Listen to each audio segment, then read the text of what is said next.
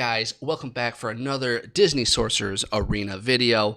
My name is Will DSA, and today we have a special guest for what I am hoping is the first of many conversations I can have with this community, and that is the one and only OG beta player extraordinaire, been around forever, beautiful man, Ludgate. Ludgate, how you doing today? I'm good, Will. How are you? Man, I am doing well. I'm staying dry because I'm indoors, and I've got my dailies done. So now it's just kind of sitting and waiting for any news that comes out and talking to you, man. How's it over on your Awesome. neck of the woods? It's all right. I didn't actually get many dailies done this morning, which is odd for me. I usually get them done right after midnight. So Absolutely. I'm just slowly chipping away at them. But otherwise, yeah, things are pretty good. Awesome. So, guys, we are here today. I had a concept that's been kicking around in my mind for a little bit about some character tweaks, but not to an extent where you'd call it a massive nerf or a overwork or anything like that. Just little things here and there on abilities of a couple characters that I think would even out the game. Almost on even a free to play basis, because all except for one of these characters is a free to play character. So I've picked 5 characters. What I'm going to do is I'm going to run them down. I'm going to give what little change I want to see to them that I think would be great, and then we're going to let Ludgate tell me why I am right or I am wrong and he is right, or however it shakes out, or even if he agrees with me. He's already told me a couple of them he doesn't, some of them he might, so this should be an interesting conversation. I hope it sparks a discussion overall about the game in general. So first up, we have one of the characters that I really want to see be more used, if only because of who she is and the faction she can kind of lead, and that is Judy Hopps. And the ability I want to actually change is her leadership ability, Ticketable Offense, which currently reads, Downtown Hero teammates gain 8% dodge chance, which is a great ability. But I think she could use it a little bit extra to bring those downtown heroes to a bigger level and almost be that counterbalance to a kingdom team, which I would love to see. So here's what I would love to add to that. You would add reduce opponent's speed by 1% per downtown hero teammate. The reason I say this, I like the idea of if you're going to have a game that will start focusing on speed, and we can't disagree with that, the elements of the Kingdom team, even the Frozen team, and now Speedstones will bring speed to the forefront. I do feel you need, for a free-to-play option, a counterbalance to that. And I think Judy Hopps is a great character to kind of have a great number of teammates around her and to bring that speed down and be a good counterbalance. So, Ludgate, what are your thoughts on that change? All right. Two things. First, when I first heard about this proposed change, I was skeptical and I didn't really think it would be that great. But upon thinking about it more, I actually do kind of like it. It would promote using a synergy team with Downtown Heroes, which is always good, having like a theme deck and not just here, let's toss 5 characters together and go. And it's also not completely overpowering if you were to take full advantage of that, because it's still only reducing the speed half of what Shen Yu gives when you're using him as a leader. So it would counteract him a little bit, but it wouldn't like completely nullify him.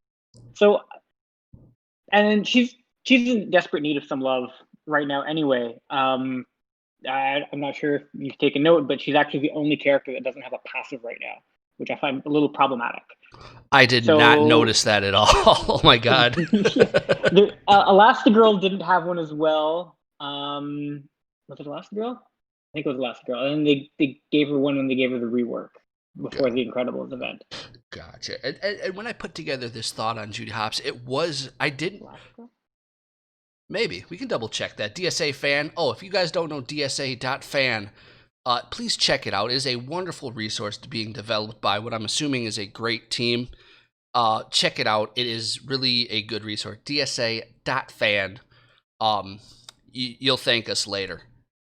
But yeah, for Judy Hopps, originally when I put Judy Hopps in there, I was like, okay, I'm gonna make it a direct counter Shan Yu, minus 2% for each downtown here. But then it's just like, You don't need that against Kingdom. All you need to do to make it competitive on a free-to-play standpoint is slow them down a little bit, just so they can't take 2 turns in a row. Like 1 turn, 1 full cycle in a row. If you're on an even par, you can kind of deal with that. If you're on an equal star, equal gear, but once it's those 2 turns in a row and Shanyu gets to go twice and it's just like, or even 3 times if he kills a character with his headbutt, it's just like, exactly. ugh. So yeah, no, he's a little problematic in that sense. And honestly, if Judy was from another origin, so like say she was a Kingdom character, she would be amazing. But it's because she's on Downtown Heroes, which is pretty weak and doesn't really have like a competitive team that you can make out of it. She's really held back by that. Yeah, and I think Downtown Heroes I think it's going to get there. They have some strong characters that just aren't really farmable, or farmable well. Like Steamboat Willie is a strong character. I believe Scrooge. He's got good potential. Yeah, Scrooge in the right setup is good. Yep. Like really good. He can put out massive damage. Like he can put out enough damage to one-shot a offense character or a support character. Right. Which is insane when you think about it. And like they have good characters standalone, and there's a lot of them. There's 21 that are available right now. When you consider that's more than a quarter of the total are all lumped into this one thing. But aside from an Incredibles team or an Onward trio, there isn't really a Downtown Heroes team you can construct. They're really restricted to their own little movie franchise. Indeed. And I think you're right there. Like Toy Story is another team that comes to mind that is technically Downtown Heroes, but I would almost love to see a Judy Hopps with this rework in a Toy Story team, like replace what's her name? She could be the 5th instead of Zurg if you wanted to keep Zurg for like a Toy Story villains. But I really don't want to run. I don't really want to run Jessie though. I don't want to do it. No one wants to run Jessie. Jessie's terrible. All right, so Judy Hopps. Sorry, I think Runyon, if you're listening to this, I'm sorry, but she's really, really bad. Yes, I had high hopes. I 7-starred all of them, and I was like, oh no! Right after Incredibles came out, it's like, oh no. Yeah, not the wrong one on that one. I'm sorry. It's okay. We'll survive. All right. So Judy Hopps, I think, in an agreement on this one, something along this lines could be beneficial to the game. So I'm glad you came on board with that one. You saw the wisdom. So we'll take that as a win. Up next, just one last word on Judy Hopps before we move. Let's do it. Her passive needs to be fixed. Her passive is currently giving dodge to people who aren't supposed to get it, and that is a little problematic. Oh, the leadership ability? Yeah, absolutely. Sorry, the leadership, yeah. I was about to say, yeah, they need to fix the passive. She doesn't have one. But that too. Yes. So Judy Hopps, we're getting the thumbs up on. Let's get a little change there. So up next is number 4, and it's everyone's favorite underwater gal, the one and only OG of the water. That is Ariel. Now Ariel has a good kit. She really does, and her leadership ability, honestly, is not bad at all, especially in a defensive team, and she can get decently thick if leveled up. So I think she already has potential, but I would love to see her. If you're going to have a leader of an Ariel stature, something that is iconic, I want her to have a bigger impact. And so what I decided was to take her electric current ability. It's a 4-turn cooldown. It's a dealing it's like 5,800 damage to target opponent, purging all helpful effects, deal 10% bonus damage per helpful effect on target opponent. Now, I want to change that to the following. And I started off at one place, but then as I realized what I did, I toned it back. So this was my original, not what I wrote you. So on electric current, change target opponent to all opponents, so making an AoE. And then I did not have the clause in there that said the 10% extra damage for each helpful effect would only affect the primary target. I had it just affect everybody. So So then I realized what I did, and I'm like, that's probably too much. So I changed that 10% extra damage for each helpful effect can only affect the primary target, which I thought was fair. But this game has become buff heavy, is the reason I Yeah. did this. The nerfing of Iago, the nerfing of Blue Fairy Magic, and a number of other things has contributed to that. Now, I'm not saying buffs are bad, but there's not a great amount of ways to combat them effectively, especially with a frozen team, which anyone who's played against it and is not quite prepared or isn't geared up or isn't above their level can admit it can be oppressive. And I think Ariel is the kind of Yes. girl with her kit, her iconic stature that could, on a 4-turn cooldown, I want to see something, even if you made it a 5-turn cooldown, just a mass purge would be great. Now, I made this before I saw your, I think he's your guild mate or your club mate's latest video featuring an infamous little bug. I'm not sure if you saw that. Is SHD in Disney Titans, right? Yes, he is. He's one of our co-leaders. Yeah, I'm not sure if you've seen that video yet. That makes I don't think so. um take a look at Hopper's kit and pair him with Merlin, please, with tactics. Okay, I did see this. I have a lot to say about this if you want to get on tangent. I That's mean, fine. we can save that tangent. I look forward to more conversations with you. But I watched that and was like, you know what? To hell with it. I'm going to farm these two things, and I don't care what anyone says, because it looks funny, and it looks fun, and every once in a while it's going to piss somebody off. It, eh, okay, like the Merlin Hopper combo. In theory, okay, Yes. and probably if you're going up against a bot, so you're doing it in conquest or you're doing it in tournament. Uh In huh. theory, that's gonna work, But once which they is know what fine. you're doing. Exactly. As soon as you get a live player, they're going to be like, "Oh, Merlin's a linchpin. Take out Merlin, and your plan Yes. is done, and you're left with a useless hopper." The problem, it's just that you're sacrificing two positions Yep. to put in one May- useful action in your team. Absolutely. And for Which, those of you if who are not yeah, familiar, SHD, I think it's SHD Gaming. You can correct me if I'm wrong. Put out a video. Hopper has a AOE that has a 20% chance to purge all helpful effects from opponents. Merlin grants tactics, which I believe, correct me if I'm wrong, tactics is it essentially guarantees to land the ability on, or the effect of an ability, right? It just effectively anything that's percent based, automatic. automatically becomes like 100%. Yes. Yep. Okay. So essentially, give tactics to Hopper, slap Frozen with Hopper's AOE. They lose all their helpfuls, and I think they also get some debuffs. I haven't looked too closely at it, but as Lutz said, very situational. Which brings me to my point of I think this game needs a dedicated mass cleanse that's effective, and I don't think it's too much to ask. Lud, you tell me why I'm right or why I'm wrong. Um. Okay. I like the idea of an AOE mass cleanse from Ariel.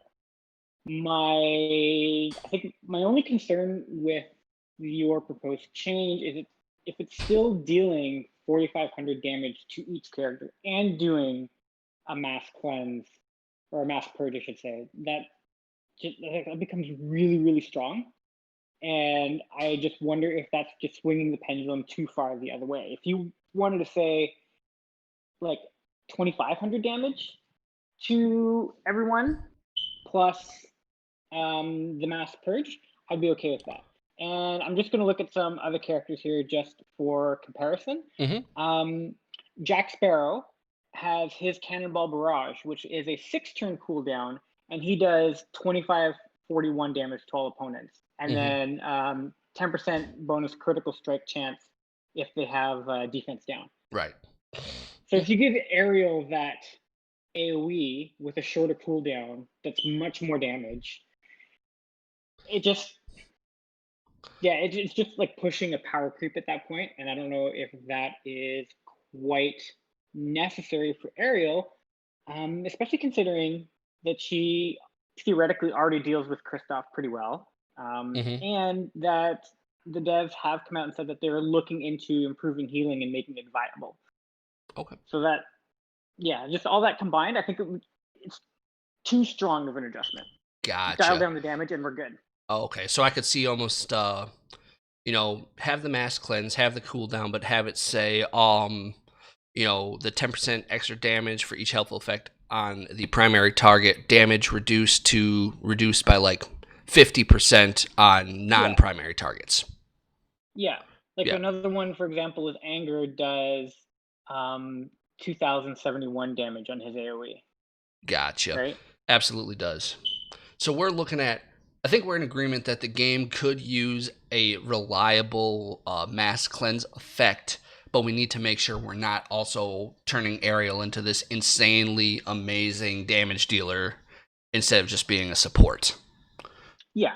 Gotcha. It's just That's she's a fair. starter character too. You can't make starter characters disgustingly overpowered Uh, because then there's no reason to farm that's everyone true. else, and there's no reason to go after event character, Yeah. right? So So keeping that one in mind, she needs to be in check a bit. gotcha. And one thing caveat I want to put on this that I did not make outside of Judy Hopps, Mm-hmm. each of these abilities should be on the third upgrade of an ability. It should not be like automatically there. This should be on that you should have to spend runes to get to this point. So I did not Yeah. put that caveat in there. These are not we come with these little perks initially. So that's my only caveat I did not mention. So Ariel, we're kind of thumbs in the middle. We could think about it. So then up next is Chunk, and I think you're going to disagree with me on this, but I am very strongly in favor of this. Chunk is a great character. I think he is one. To be honest with you, I almost think he's better than Lotso for the game, personally, and almost more plug and play than Lotso. And Mm-hmm. I'll fight people, um, but I think he just needs a tiny bit extra to get over the hump and make him powerful enough where it's just I feel he's in the right spot for what he needs to do. So what we're looking at is his passive, friendly to fierce. That is the passive that lets him flip from taunt to haste and gain some abilities from either. Now, what it says currently right now is it says at the on the start of turn remove or wait, on the start of turn. Where are you? Was it friendly or fierce? Yeah, it has to be friendly or fierce, right? Uh, yes, Yeah, it on the is. start of That's the turn. one that toggles between haste Yeah, and yeah, taunt. yeah. On the start of turn, this is if this character is not affected by haste or taunt, perform the following: gain taunt for one turn and inflict fear. Now, I think that's great. It is a quasi pre taunt, but the problem is the speed of the game between Kingdom and Frozen. With if you're running like the full Frozen team minus like an Mm-hmm. Olaf, is just so quick already. They're getting out ahead of it, and by the time he does that, maybe your damage dealer is already just dead. He's gone. You're gonna have to golden hammer him back, etc. In many cases. So what I want to simply do is on the friendly or fierce, just add the phrasing on the start of battle. This character gains Mm-hmm. taunt. I think that will I think Chunk is a good enough tank where he can take a lot of damage, but he can still die. But it just gives you a chance to interact in a match against two teams that can be oppressive. It gives an option for somebody who wants to say, I want to play a downtown hero team with Judy Hopps, but I just need something to let me survive to take a turn. You know, I I, Okay. I think in that way he would be a good plug and play, and it's not. None of his other abilities are truly that oppressive where him just being able to die first will or live even through the dying is going to make any huge big difference because even after he lives he's going to still flip back and forth to the haste and then the taunt and the haste. It doesn't change the ability, it just lets him get out in front of some of the problem issues for some players who want to play a different team other than the meta. What are your thoughts? Okay. Um. Well, like he already taunts automatically, Mm-hmm. which is pretty.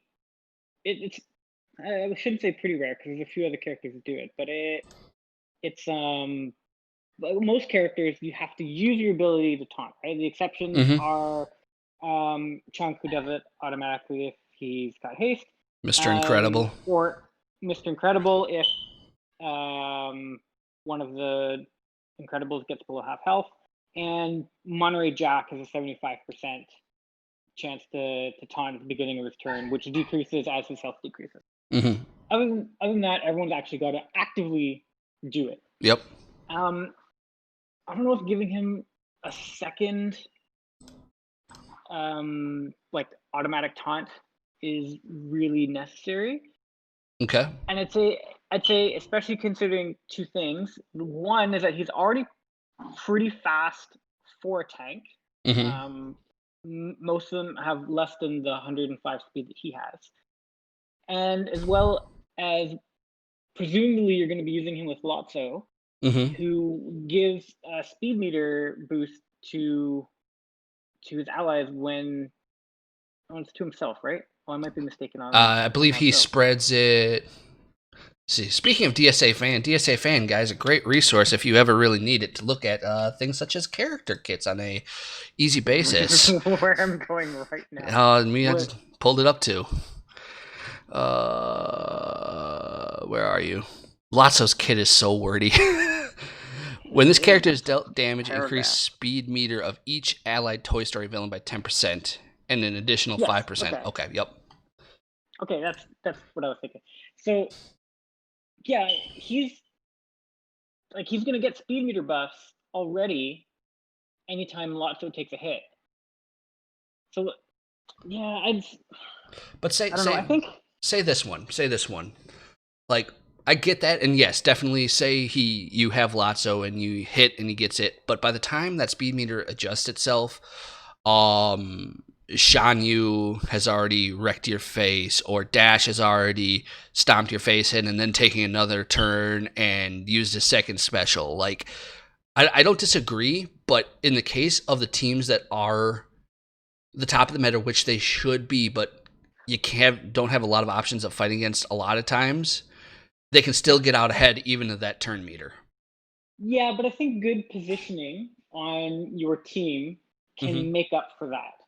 Because the ones that you mentioned were like Dash and Shan Yu, they have AoE abilities. And so if you know that your opponent's going to target, say, Zerg or Big Baby or whoever you're using as one of your damage dealers, if you put Lotso in position where he's going to get hit at the same time as the move that's presumably going to weaken or take out your big damage dealer, you're getting that speed meter boost for all your downtown villains. Yeah, that's true. So, I think we'll just disagree on this one. I understand where you're coming from. Mm-hmm.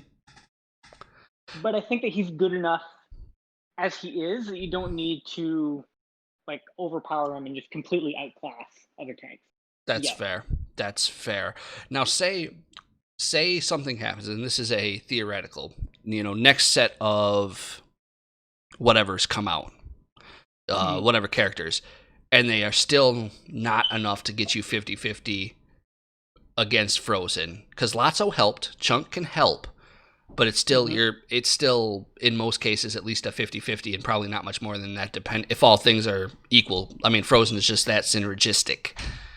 Yep. If they don't come out with a strong counter or something that makes it at least even to an extent on the next round of characters, do you think it's a problem at this point? Do you think something needs to be done?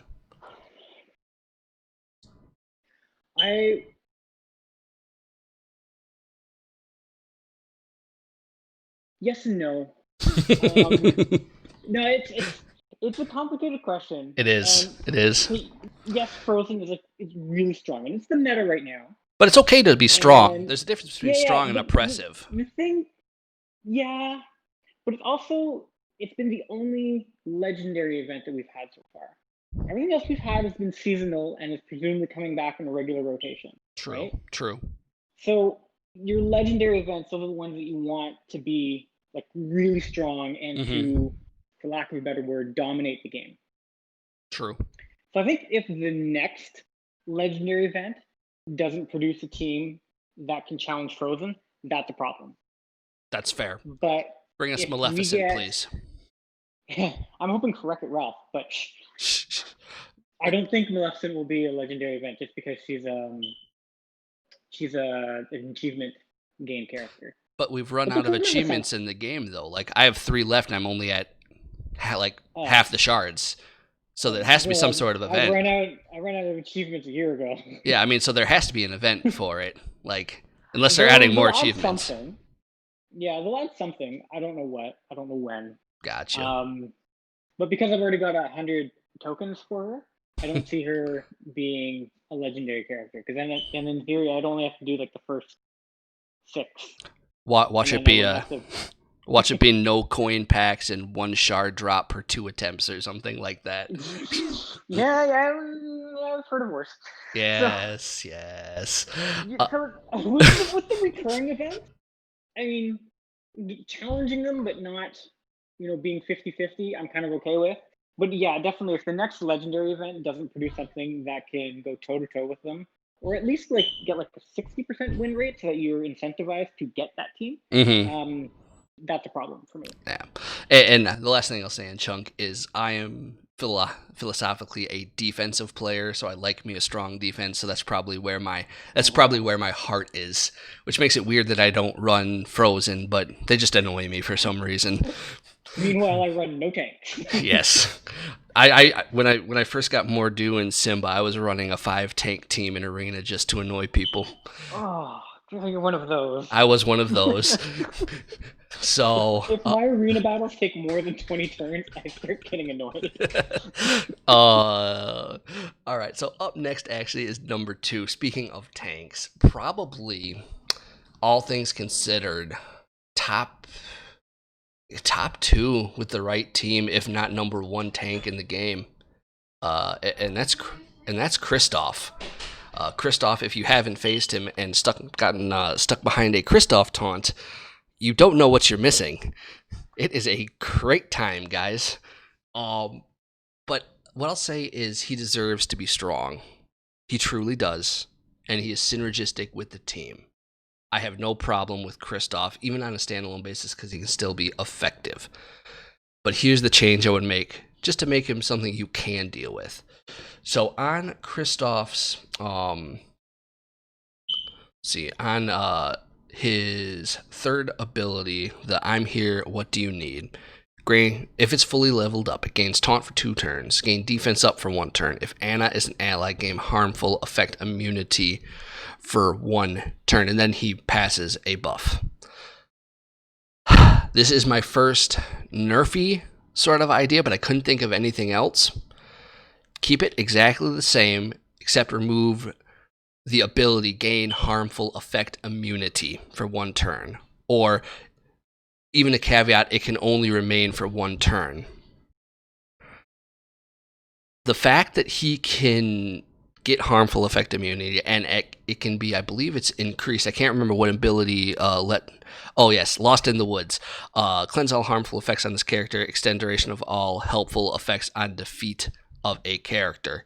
I've faced a Kristoff that has had 5 turns of taunt, 5 stacks of harmful effect immunity, had gotten the undefeatable from Hammer, and at that point it's just like, what do I do?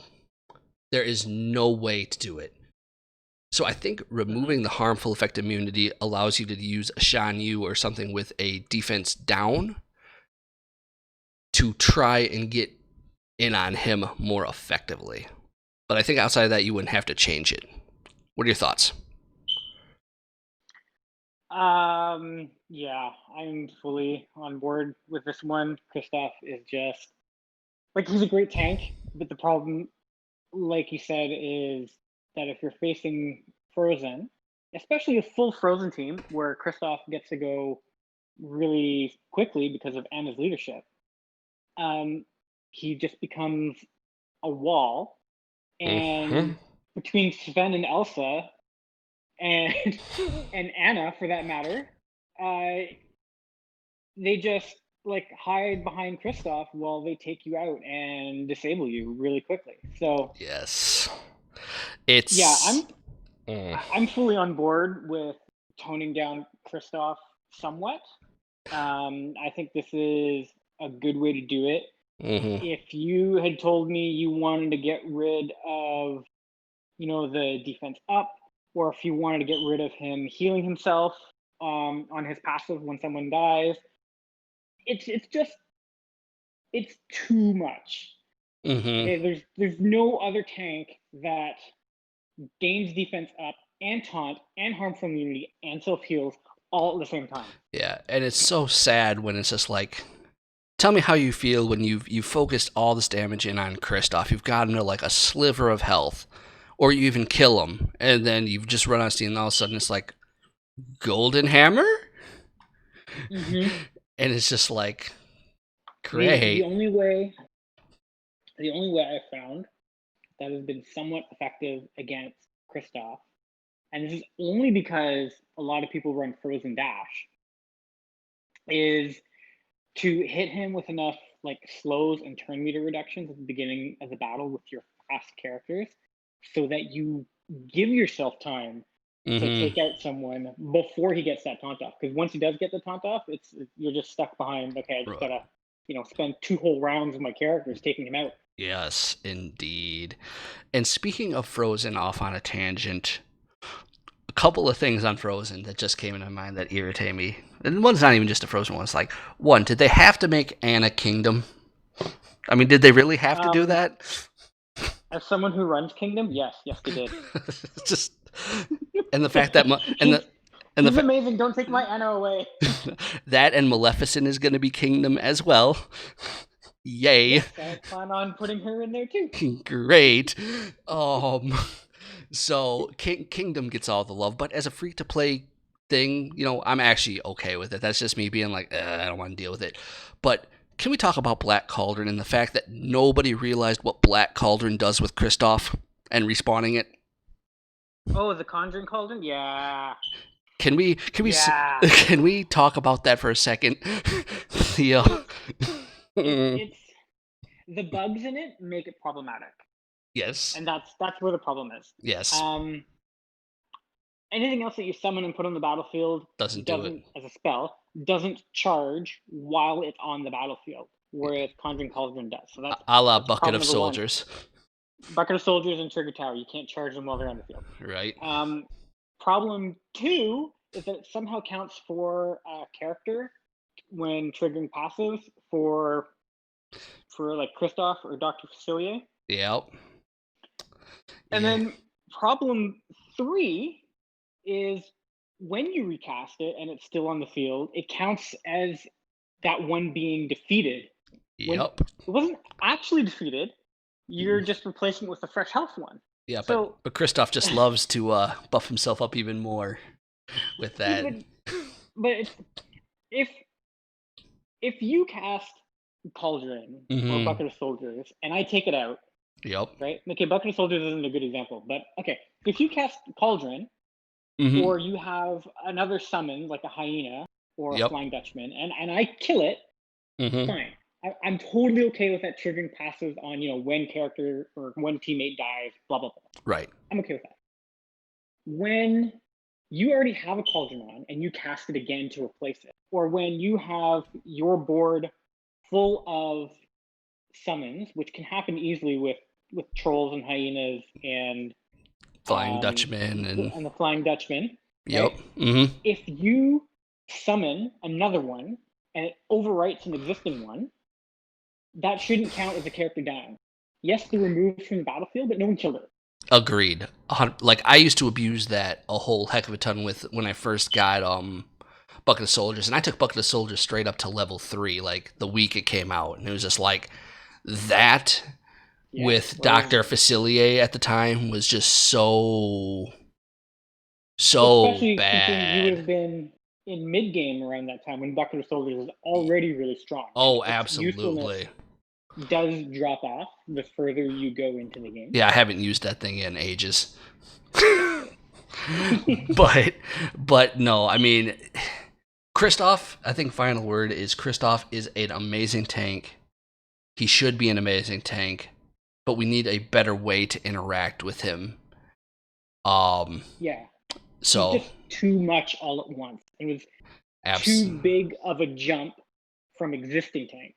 That's exactly. how he became so dominant and problematic in arena. Mm-hmm. All right, so we're on to the last one, and this one I struggled with how to do this one. I went through a number of different ways. And it's probably the one many people will dislike because it is so influential on the game. We are talking none other than the Disney boy wonder, the man the Flash couldn't catch. That is Dash. Now, anytime you talk about doing anything to Dash, you get two strong reactions. Yes, please, or don't touch my money sink. So, here is how I would do it. Now, if you've not read Dash's kit, essentially to boil it down, go to dsa.fan. You'll find it out there. Free promo on my small channel. I don't care. I'll keep doing it because I love the site. He has two abilities that are multi-attack abilities. His second and third special. They allow him on critical hits on his second one to build charges and turn meter. That will increase in some ways with Incredibles, etc. Essentially, you know what? I'm just going to read it because it's going to make it more sense. So, heads up. Deal up to X damage to target opponent 5 times. Gain 1 charge for each hit, doubled on critical strikes. So, a maximum of 10 charges. 10 bonus crit chance for each incredible hero ally. So, his passive says, on gaining charge, increase speed bar by 10%. So, if he crits on all of them, he gains 100% speed bar and can go ahead and go essentially again right away because he has, I believe, still the highest speed in the game. For each, and then on top of that, he does in a good amount of damage per hit, especially on the dash, which is his second special. It's 3,000 damage to target opponent for each charge on this character, chained to an additional opponent, dealing up to 3,000 damage. So say you hit full damage on everything, you get 10 hits, you're looking at 30,000 damage off of like one ability between characters. Dash is extremely powerful. I don't think everybody was talking about Dash initially when he first came out. A lot of people were like, oh, look at Jack, look at Mr. Incredible. No. It's Dash. It's Dash. Because even if you don't have him with the Incredible team, he is still insanely good, and I would argue too good for a character who should be performing his best with the Incredibles. So here is the change I would like to make. You add this wording to the first and the second special. Again, that is heads up and the dash. You add this wording. Damage is reduced by, I didn't decide on the percentage, but 3 to 5% for each non-incredible teammate. I have no problem with Dash being extremely OP in a full Incredibles team. Not a problem at all. That's how design works. I think he is too powerful to be this good as a standalone in most teams with no incredible characters backing him up. Thoughts, Ludgate? Yeah, 100%. Looking at the dash ability, he does over 3,000 damage per hit, right? Plus an extra hit per charge on the character. Now, a character who can do 33,000 damage, well, 33 plus thousand damage before most characters even get to go once is really, like, it was a long way to determining the outcome of a battle. Like, I've seen Dash take out 2 people before any other character goes. Like, just the first 2 turns of the match, boom, boom, the opponent has 2 characters down. That's too strong. It's too strong. It and is. I understand that people paid a lot of money for Dash, and I totally get it. Another problem with him, though, is that he's better in a Frozen team than he is in an Incredibles team. I mean, you're looking at two teams that are supposedly based on synergy. That kind of doesn't make sense to me. Yes. Right? You should be better in your team that you're building. Like Mr. Incredible, much better in Incredibles team than anywhere else. Arguably not fantastic outside of Incredible. Yes. Violet, next to useless outside of an Incredibles team, but she's passable in an Incredibles team, right? Like she can be useful in it. Yep. But Dash, you take him, you put him behind a bigger wall like Kristoff, who gets to go sooner than Mr. Incredible. It causes a problem. So what do you think? 3%, 3% or 5%? No, actually, originally I thought that 5% was too harsh, and then I thought about it. You know what? No, 5% per non-Incredibles teammate really isn't that much of a big deal. It incentivizes you to use them in his team, which is what I think Blue is going for with these synergy teams that they're bringing out now. Which I love the idea of synergy teams. Yes, by the way. Absolutely. But he'd still be able, with a 5% reduction, he'd still be able to do sorry, I'm just having a mental math problem. It's okay. Do your thing. Almost 2,900 damage per hit on his dash. Yeah. So yes, it would reduce the damage. Or sorry, it'd be 20% lower, right? If he was if he's in a Frozen team, it'd be 20% lower. It's still 2,400 per hit. Yeah. 11 hits. Still seems perfectly powered. Yeah, still 26,000 damage. Like he might not kill two people right away. He might not kill one, which sometimes happens now anyway. But he'd still be really strong. Absolutely. And I think it would just tone him down some. Yeah. So I think Dash, whatever they need to do, I don't think there's a way to introduce new characters in the game to counter the Dash effect without what we mentioned earlier, power creep becoming a problem. I think Dash is the only case in this game where a strong possibility of using some sort of nerf on him is the best option. Because anything else you bring up to try and put Dash up there, I think will introduce the power creep problem more into the game. Because the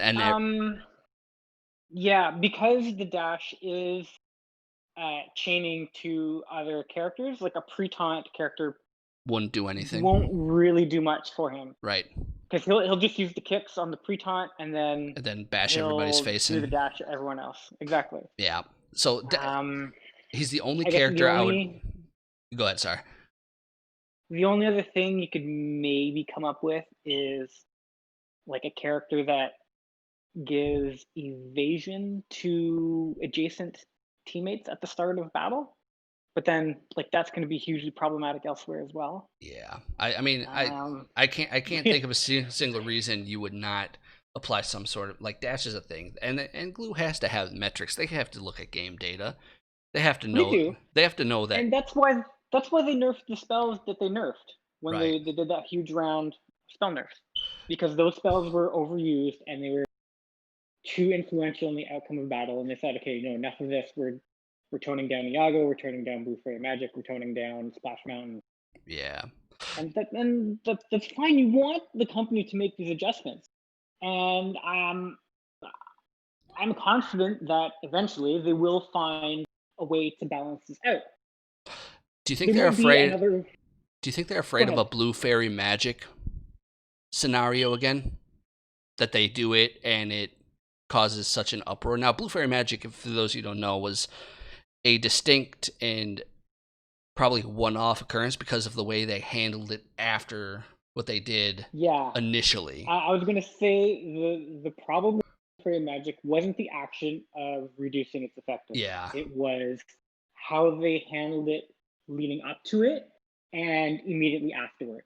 Yes. Leading up to it, they were still selling the pack in the store for cash money, not gems, cash money. Cash money. When you beat Tower 5, that pack would become available to you for a limited time, and if you bought it, you had enough tokens to upgrade it, etc., etc., etc. Yep. So that was problem number one to me. For me, the moment that they decided, okay, we are going to nerf Blue Fairy Magic. How do we do it? Mm-hmm. From that moment on, they should have stopped selling the pack, and that would have given them enough time Mm-hmm. to say, for the people that did buy it beforehand, to say, well, you got like decent usefulness out of it, so we're not Mm-hmm. going to refund you your money. Right. And for everyone else, it would have been, well, it's not, it's moot for them because they wouldn't have been affected by it. Right. Right. Problem number two was the way that they handled the compensation and then the reverting and then the putting it back and then and then the proper compensation. It Yes. created that, to me, caused so much more uproar Mm-hmm. than if they had just said, we're nerfing these spells, we're sending compensation to the people that are affected by it, matters closed. And Yeah. send the right compensation the first time. Right. Agreed. And I personally, if it was up to me, which it's not, but if it was up to me, Mm-hmm. I would not have refunded, um, or sorry, I would not have compensated the people who bought the pack. Mm-hmm. I would have gone back to the last time Blue Fairy Magic was changed. Actually, when Blue Fairy Magic was first introduced, Mm-hmm. which was in the 8.0 update in the beginning of December. Mm-hmm. They had a completely different spell when it was real time, and it wouldn't translate to turn based, and that's fine. So they changed it to Blue Fairy Magic. Okay, Mm-hmm. and if you had it at level 3 before, you got this new spell. The number of tokens moved over one for one. It's really, they changed the pictures, they changed the text, but here's your new Mm-hmm. spell. Right. I would have gone back to that point and I've said, okay, how many tokens did this account get for this item from that date to the nerf date, and then compensate that account based on the number of tokens acquired for that spell. And so the people who bought the pack would have gotten the compensation. The people who grinded the tower exchange and bought all of these because it was highly recommended, because it's such a strong spell that all the older players saying, if you want to be competitive, you need to get that spell. So people were Mm-hmm. like, free to Racing play for it. players Racing. were spending all their tokens on this spell, right? But Mm-hmm. that came with an opportunity cost that was completely lost when the spell was nerfed. So I would have compensated all of them too. All the tokens back that you spent in like the exchange on it, et cetera, et cetera. Yeah. So Absolutely, I agree. if you had gotten 75 tokens, well, you got whatever the one token compensation is times 75, send it out. That to me Absolutely. would have been, yeah, more fair. Like, they made a mistake. Mm-hmm. They owned up to it. It's unfortunate. It happens. Um, we just, you know, learn from it and move on. That Yeah. being said, I don't think they're going to compensate very much anymore because of Right. how that went down. Well, and as we know, people who play mobile games of this nature are always the most accepting and understanding of mistakes by Yes, developers. We are always very definitely. understanding. Um, Super patient too. yes. So overall, I think today we picked 5 characters that, for better or worse, could use a little love, and I think some of these changes would bring a more of a balance to the game. And the last thing I want to leave the crowd with, and this is almost wow, we're coming up on an hour, which is an amazing talk. So I might just make this like a here's a podcast, like just try and do a podcast or something every week, because I don't. That'd be kind of fun. This is a little long for a video, but what do you think? I'll leave this one. This is on game state and advancing the game. Mm-hmm. My personal belief is I think something is coming to the game. I can't imagine these developers have not had something coming to the game. But do you think there needs to be more consistent communication about what is coming? Not specifically what's coming, but that they are working on something, that they hear what the community is saying. Like, just say something more. Um, Acknowledgement. yeah, it's it's it's hard because they have said, like, for those that read most of the Discord and like really pay attention to what's being said, they have acknowledged that they are working on changes to Club Dungeon. They have said that they have lots of ideas for changes for Club Conquest that they're working on. Shortly before global launch, they completely redid Tower of Endurance, so that it's much better. Okay. They have said that they're looking into arena improvements and that they're looking into more PvE modes to give us some more challenging content for those of us that have reached level 60. So, I mean, all of these things have already been said. If if you've had your ear to the ground looking, right? Mhm. I understand that people want to hear it more, and they want to hear it when they specifically ask about it. But so many Yes. people ask about it that you can't have someone constantly on the Discord in the suggestions channel going, "Yep, we're looking into it. Yep, we're looking into it. Yep, Yeah. Well, and come on, Meathead. if you Meathead can do, do it. Meathead can do it. Come on, what are you talking about? He has all the time in the well, world. he has been. There's another talk about Meathead in a second if you like as well. Like he has been saying Mhm. we're looking at these things, but then you also have this segment of the population where every time one of the modders developers say, we're looking into this or we have improvements planned, their immediate response is, well, I'll believe it when I see it because you've been saying that for 2 weeks and we've got nothing. Yeah. Like they have limited resources. They don't have infinite money and infinite programmers to do all of this stuff. Mhm. And I mean, software isn't necessarily a case of I want to get from A to B, it's going to take me 5 hours. It's Yes.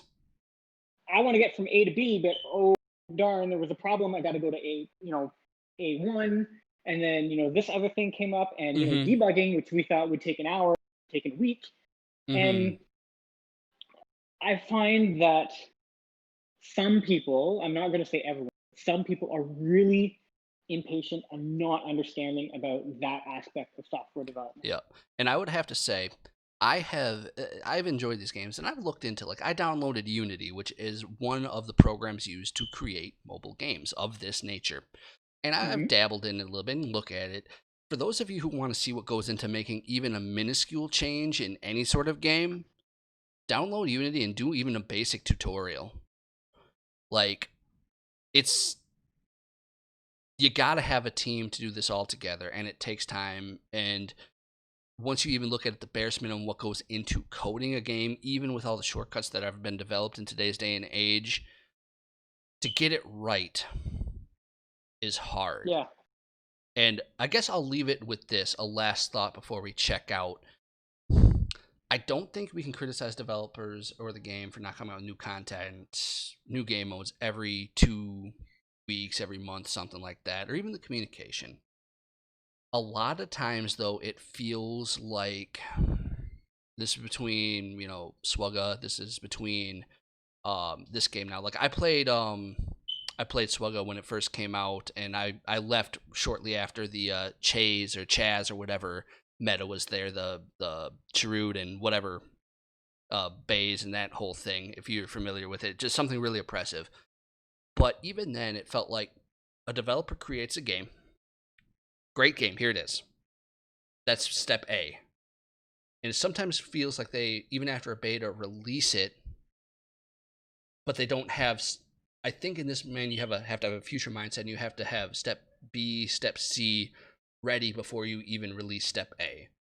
So that gives you something Mm-hmm. to release that is major. And I'm not talking characters. Characters are great, but we're getting to the point where characters are characters. Yay. Um, but it feels like almost that sometimes developers don't have steps B or C ready and aren't, and therefore kicking themselves in their own butt by not having enough time to have something to release while they're working on step D. I don't know if Yeah. that's accurate, but it feels that way.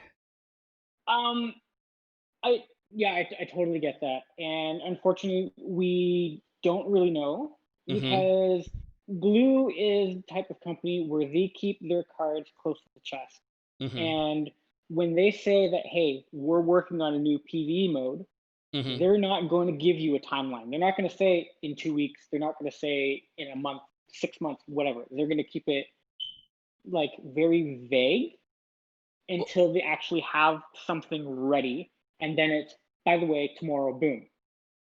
would it be cool to Um, see almost like some games do, testing gameplay, even if they put a caveat this is not perfect, but if they're working on something, it's not quite done, but they should have enough to have like a little 10, 15-second clip of this is basically this is how it even looks. I think that would almost be enough to That tide a would community over. Like, hey, we're I showing you would like something we're that. working on. Yeah, I would definitely like that.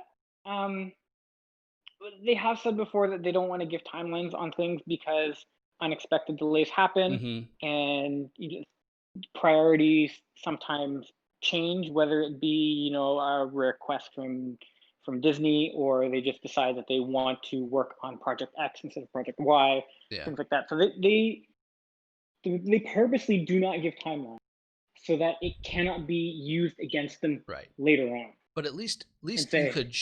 You don't have to give a I timeline, even if you show. But if you show yeah, something, you don't I have to give a would timeline with that. I would love like a general, we're working on raids where you can, as a club, all take out one big boss together. That would Just leave it be. at that. I mean, I think Show that's me, show me a picture of what the concept art yeah, for the interface is like or something. fighting the That would be fighting the great. Titans or something like that. Like from like I actually like that idea. Like I think raids is the next PVE step for this game. Like I honestly, it's the only thing that makes sense to me that I've thought of. I was talking to I was See, listening. I if it was was listening in to if it was me Cubs. too. Mm-hmm. So just a quick thing on that one. If it was me too, I Mm-hmm. would replace level 20 of Club Dungeon with that raid Okay. and kill two birds with one stone. So It like, fixes the club. It fixes the level 20 issue where you're incentivized to lose instead of win. so you And finish like 19, and then once you get to 20, everyone works together on 20 on this raid to beat a yeah, final boss. but you can't contribute until you yourself get to 20.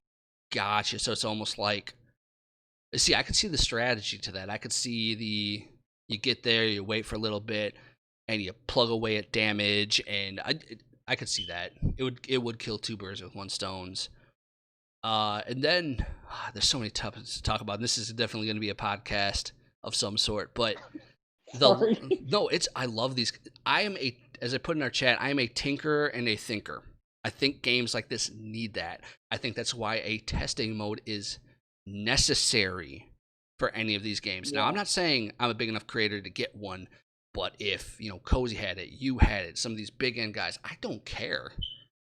Like something so. They I'm, they have said, I've heard from Cubs and from Cozy, that they're working on possibly getting test accounts out to certain people at some. I think that would be beneficial both from understanding the game and from them if they truly want this game to achieve heights. You need content creators invested in it, and I Yeah, think well, I that's think a it was way to more to do get it. content creators able to make Content. videos, to make content with high level Mm-hmm. new, just fully utilizing new content without having to wail to get there. Yes. So I think Ludgate, what we'll do is we'll finish this off with saying that this game is wonderful. There are great things about it. We have to remember this game is in a global launch of what? Are we even at 3 months? I can't even remember We right now. Or we did we just just passed 3 months a couple days ago. we Yeah. are just through the first quarter of this game. Let's all I'm from Wisconsin, so even though I'm not a Packers fan, I'm going to use Aaron Rodgers. Relax. Just relax. It's going to be okay. Perfect.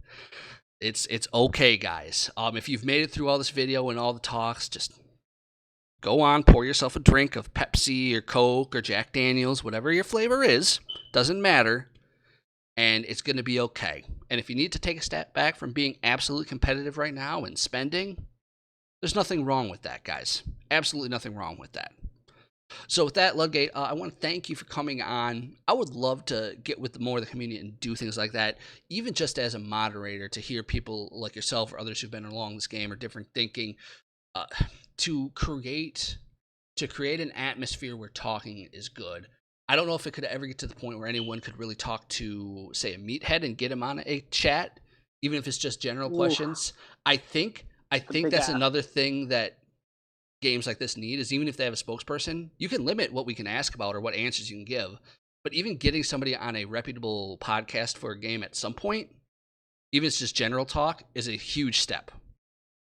But that's just a dream down the line I see for this game. Will it ever happen? Probably not. But in any case, look, thank you so much for your time. Everybody who Thank listened, you. absolutely, man. Come on anytime. I enjoy listening to you and Cozy banter when you're on stream. And to the rest of the DSA community, I'm not going to steal the Cozy line because I've accidentally said it a couple times in videos I've done because it's so catchy. But guys, it's going to be okay. Relax. Enjoy this game. Come back at you with more videos as content arrives. We'll talk to you soon. Take care.